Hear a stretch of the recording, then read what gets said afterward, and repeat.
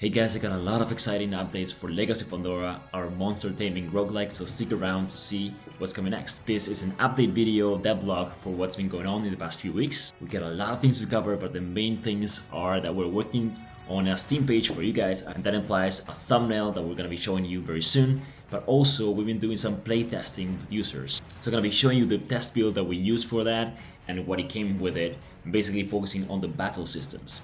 But before jumping into the juicy part, I'm gonna just show you a few other updates that have been happening in the last few weeks. First up, NPCs. Not a lot of people pay attention to them, but they're quite important for a game. For Legacy of Pandora, you're exploring Greece as you move along the adventure, so we need some Greek folk to populate this world in the sense of battles and events. It's mainly the two bigger moments throughout the game. Battles, you're confronting others with their own cacodemons, with your own team of cacodemons against theirs. So we needed opponents for you. These are a few examples of the Greek folk, farmers, town folk that we're working on. The one thing that we're trying to do to make it more efficient for us in the development side of things, we are reducing shapes in terms of body shapes and clothing, so we can multiply them as much as possible. These people not only show up in battles, but they also show up during events. And events are very important in Legacy of Pandora, because as you move along the game, you need to collect evil points if you're going to be evolving your monsters. Monsters only evolve because of you. You take action. And that's an important thing about this game. Actions and decisions are key. Each action that you take on an event, which could be just an encounter with someone, the decision you make there might have consequences down the line on the same run, and those decisions grant you a specific evil point, because those decisions are going to be tied to the 8 types that we have in the game. So through the events, you're going to be finding these random townfolk and interacting with them and making these key decisions that impact the run significantly.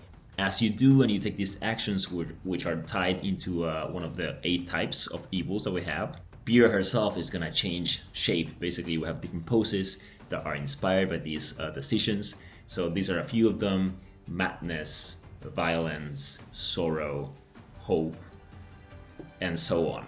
Other things we've been working on are some animations for moves and characters. For example, Pyrrha, the idle animation, as showcasing here, is a work in progress, but it's coming along nicely. Quite a few other monsters now have idle animations as well, as does the unicorn, showcasing over here. We're just tweaking the speed and the repetition of it, but yeah, it's coming in quite nicely. And now into the most interesting part of this video. First off, the thumbnail. As you know, when you go into a Steam page, you see usually like a hero image to the right of the page, next to the title. We're working on that. That's one of the minimum requirements to launch the Steam page. There's a lot of other visual assets, but that's one of the key ones. So I'm gonna show you a progression of how these started to change. First off, we did a sketch of it, basically Pyrrha confronting Olympus as the goal, the target that she set herself to, reaching Olympus and redeeming her family by recapturing every evil that escaped Pandora's jar. That's the main quest. The title from the center, obviously want you to know this Legacy of Pandora. And then some creatures. That was the idea behind this thumbnail. We've been playing around positioning on which creatures and poses, and so far this is the final version that we have at the moment. So please let us know your opinion. Do you like the monsters that we chose to feature on the thumbnail? Do you get the message? Do you like that we changed the color of the logo itself as well? Do let us know your comments down below. And as I mentioned at the start of the video, we've been finally playtesting with actual users.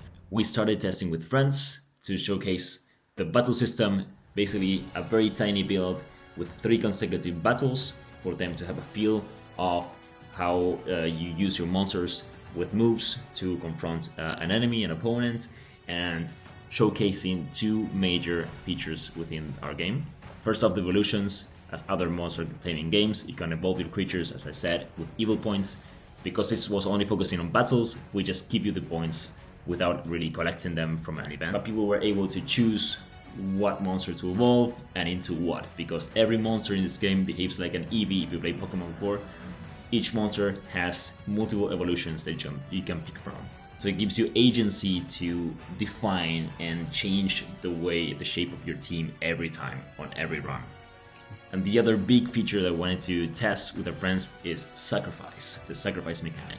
With this, you can unalive one of your creatures to make the other one stronger, healing them and increasing the mana again, and just increasing their stats all over the place for the duration of that battle.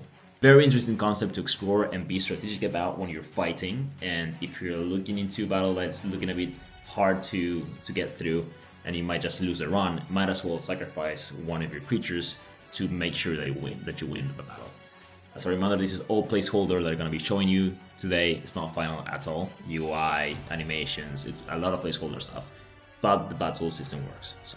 So what's next? Well, we're going to be testing again with players, but this time the events of the game, the ones I mentioned before, important decisions that are going to have impact down the line. We're going to be testing that and earning points, evil points from them, and actioning that on actual battles and evolving your creatures.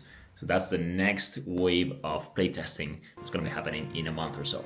We'll continue working on animations and creatures and backgrounds and characters. We're working on Hermes at the moment, another one of the Olympians that's going to be showcasing its presence in our game. Hopefully sharing the Steam page with you guys to wishlist and keep up to speed with releases and demos and all that jazz.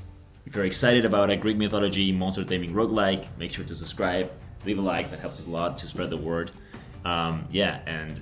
Continue working hard on this. Demo is releasing around April, May, so it's coming very soon.